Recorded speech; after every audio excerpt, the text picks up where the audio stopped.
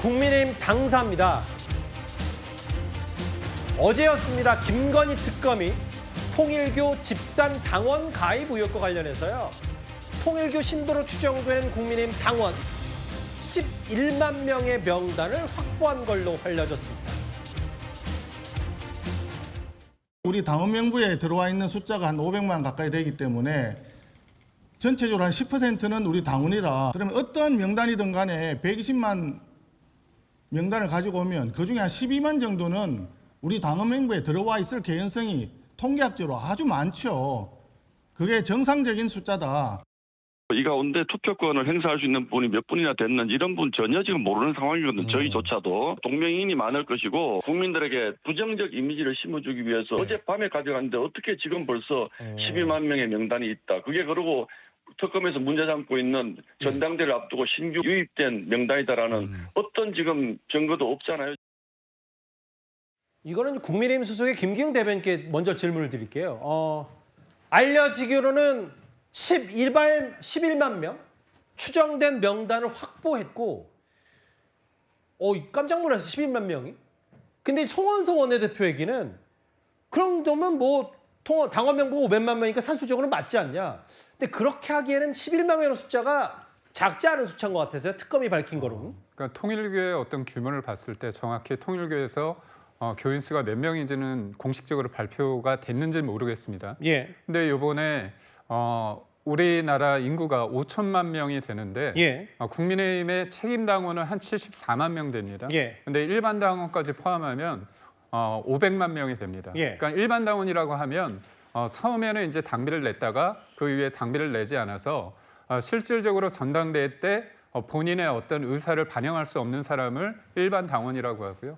실제로 표를 행사할 수 있는 사람은 책임 당원이라고 합니다.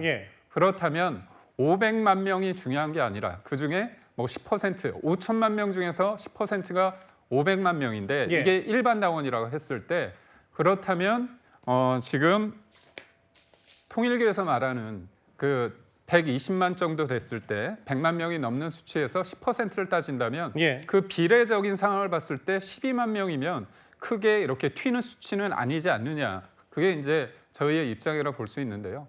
근데 여기서 중요한 건 뭐냐면 실질적으로 10만 명이 됐을 때, 12만 명이 됐을 때 그 사람들이 전당대회에서 어떤 영향력을 행사하기 위해서 그게 핵심인 거죠. 그렇죠.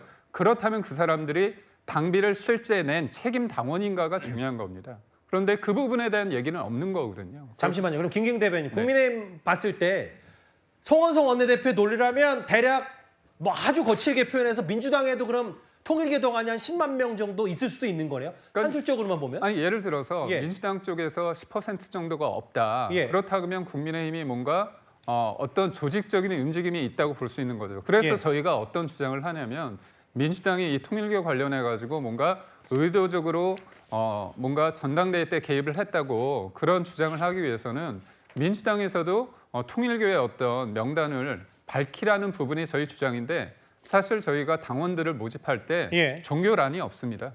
그렇기 때문에 이 부분은 뭐 사실관계를 증명하기는 쉽지 않고요. 더더군다나 여기에서 동명이인이라는 사람도 있을 수밖에 없고요.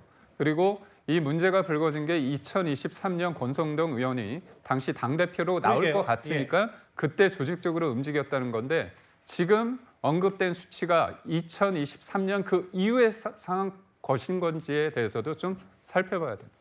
근데 이제 뭐 상식적으로 동명이인이 뭐 얼마나 많겠습니까? 이제 11만 명 중에. 그런 부분은 감안해야 되는데 이현정 의원님. 그러니까 이게 뭐 12만 명이든 11만 명이든 뭐 1만 명이든 100만 명이든 보다 중요한 건 특검이 의심하는 건 바로 집단으로 입당했다. 어떤 누군가 특정 사람을 밀기 위해서. 그게 당시 물론 뭐 당대표 출마하지 않았지만 권성동 의원이라는 건데 그 부분이 이게 숫자보다는 오히려 더 중요할 수 있고요. 그렇죠. 이게 통일교의 특성을 좀 봐야 될 것 같습니다. 왜냐하면 다른 종교와는 달리 통일교는 결혼도 이제 위에서 맺어 주어서 결혼하잖아요. 그리고 어떤 본인들의 어떤 이 뭐 생계나 이런 것도 다 통일교 측에서 어떤 면에서 이게 좀 보장을 하는 그런 시스템으로 운영되는 걸로 알고 있습니다. 제가 알기로는 아마 국내 통일교 신자는 한 30만 명 정도로 알고 있어요. 이 120만 명은 아마 통일교와 연관된 뭐 이런 명단으로 보입니다. 아마 일본이 이제 신자가 많고요. 그러니까 통일교라는 교는 굉장히 중앙 통제적인 어떤 그런 특성을 갖고 있기 때문에 다른 어떤 기독교나 달리 이들이 뭐 개인적인 어떤 자발적인 의사에서 입당한 게 아니라 어떤 특정한 상부의 지시에 따라서 동시에 입당을 하고 또 이 이제 권리당원이 책임당원이 돼서 실제로 이제 표를 행사했다 그러면 이것 자체가 지금 문제인 거거든요. 아마 이거를 이제 앞으로 조사를 해야 될 겁니다. 근데 제가 하나 의심 가는 국면은 뭐냐면 그동안 예전에 제가 이 국민의힘 계열의 보수정당을 출입할 때는 대충 국민 여론과 그다음에 이제 당원들의 여론이 좀 비슷하게 갔어요. 근데 최근에 어떤 투표 경향을 보면 굉장히 좀 다르게 가는 측면들이 있는 것 같습니다. 자, 그럴 경우는 이 10만 명 정도면 지난번 경선 때가 제가 알기로 한 40만 명 가까이 됐거든요. 투표하는 분들이. 근데 거기 4분의 1이 예를 들어 특정한 인물에 대해서 어떤 이 표를 준다 그러면 이거는 결과를 좌우할 수 있는 표기 때문에 아마 저는 이거는 국민의힘 내에서 이거는 지금 특검을 비판할 게 아니라 아마 스스로가 내부적인 조사를 좀 해봐야 될 겁니다. 과연 그러면 지난번 권성동 의원의 문자도 있었고 하기 때문에 내부적인 조사위원회를 꾸려서 정말 특정 시점에 특정한 교회인들이 이렇게 집단적으로 들어와서 행사했는지 이건 자체적으로 좀 밝혀볼 필요도 있는 것 같습니다. 그런데 이제 국민의힘에서 얘기한 부분 이거예요. 어제 데이터베이스까지 해서 당원 명부 특검이 가져갔다. 근데 문제는 이게 도대체 김건희 특검, 김건희 여사 관련 수사 무슨 상관이냐 이런 얘기입니다. 장도익 대표 말 들어보겠습니다. 우선 저는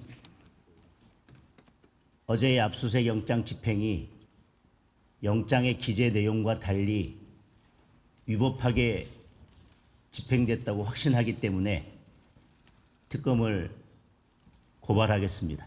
그리고 이렇게 무분별하게 영장 발부를 남발하고 있는 법원에 대해서도 어떤 법적 조치를 취해야 될지에 대해서 고민해 보겠습니다. 이게요. 장현주 변호사님. 국민의힘이 비판하는 포인트는 이제 민주당은 지금까지 검찰 개혁할 때 별건 수사하지 말라고 그래서 검찰 개혁한다고 하는 거 아니냐. 그런데 이거야말로 당원 명부 다 샅샅이 조사해서 이거 어차피 직접 수사 대상도 없는데 별건 수사 아니야. 장도혁 대표는 특검을 고발하겠다고까지 했어요. 글쎄요, 저는 이럴 때 별건 수사다라는 용어를 쓰는 건 맞지 않다고 생각합니다. 사실 특검의 수사 대상은요, 김건희 특검법 2조에 아주 상세하게 기재가 되어 있고요. 거기에 16가지가 수사 대상으로 기재가 돼 있습니다. 마지막 16번째 항에서 수사 과정에서 인지된 관련 범죄 행위에 대해서도 수사할 수 있다고 규정이 돼 있습니다. 그렇다면 김건희 특검이 지금까지 수사를 하는 과정 속에서 권성동 의원과 관련된 부분들을 분명히 인지해서 수사하는 부분들이 있고 그 이후에 나오는 부분들도 특검이 결국엔 수사할 수 있는 대상이라고 보는 해석이 저는 맞다고 생각을 합니다. 그렇기 때문에 이것을 두고 뭐 위법한 별건 수사가 있다라든지 아니면 특검의 수사 대상을 벗어난다라고 보는 것은 저는 무리한 해석이라고 생각이 들고요. 오히려 장동혁 대표가 이야기하고 있는 것처럼 영장 발부를 남발하고 있는 법원에 대해서도 법적 조치를 어떻게 해야 될지 고민해보겠다라고 하셨는데 이런 발언이야말로 어쩌면 사법부를 압박하는 발언이지 않나라는 우려가 듭니다. 지금 민주당을 향해서 계속해서 사법부를 흔드는 것 아니냐라는 공세를 야당이 하고 계시는 중인데 장동혁 대표가 영장 발부한 법원에 대해서 법적 조치를 운운하는 것 이거야말로 사법부를 흔드는 것 아닌가 그런 생각이 듭니다. 그때 박성미 비서관님 지금 이제 한학자 총재가 다음 주 월요일에 구속기로에 놓였는데 일부 보도에 따르면 이 통일교가 돈을 줄 때 이른바 왕자 표시를 했다. 이것 때문에도 여러 얘기들이 좀 오고 가고 있더라고요. 그러니까요. 이게 왕자가 뭘까 생각해보면 이제 생각나는 인물이 한 명 있죠. 윤석열 전 대통령이 생각이 납니다. 그리고 이 윤영호 전 통일교 세계본부장이 뭐라고 이야기를 했냐면 이 대선에 좀 요긴하게 쓰라고 줬다라는 취지의 이야기를 했어요. 그러니까 대선에 뭔가 도움을 주고자 이 돈이 건네졌다라고 한다면 이 왕자가 다른 누구도 아닌 윤 전 대통령을 가리키는 것이라고 충분히 유추해볼 법하고요. 이거는 굉장한 파장을 불러올 수가 있다라고 생각이 드는 게 지금까지는 이 통일교 측과 김건희 씨, 그다음에 권성동 의원과 이른바 윤핵관 의원들 간의 어떤 금품, 돈이 오간 정황들을 좀 확인하는 과정이었다라고 한다면 윤 전 대통령에게 직접적으로 이게 돈이 갔다라고 하는 건 또 새롭게 나오는 거거든요.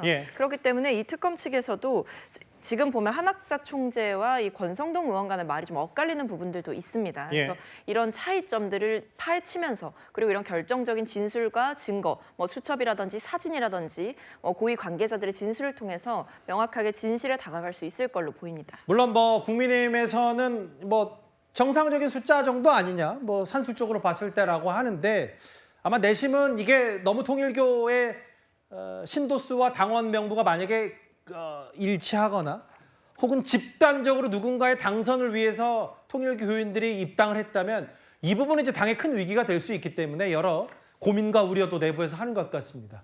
2위였습니다. 11만 명. 지금까지 들은 여러분들 목소리를 만나볼 차례입니다. 첫 번째 댓글입니다. 짬뽕 바퀴벌레 논란에 대해서 단골가게 민원이라도 의장이 직접 전화까지 한 건 오바다라고 하셨어요.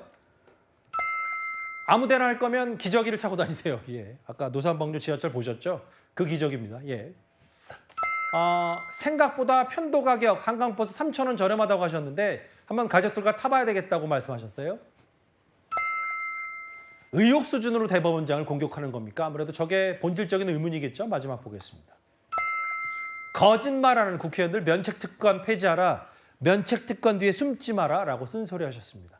잠시만요. 저희가 속보성으로 하나 짚어볼 얘기가 뭐냐면 오늘 이재명 대통령이 청년들과 만난 자리에서 여자가 여자를 미워하는 건 이해가 된다라는 취지의 발언을 했어요. 다시 한번 읽어보겠습니다.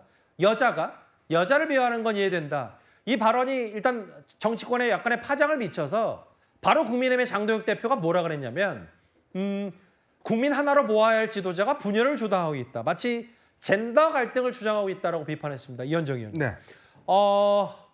이재명 대통령이 청년들과 만난 뭐 여자가 남자 미워하는 건 뭐 반대의 경우다 뭐 이런 얘기를 했는데 어떻게 받아들이세요?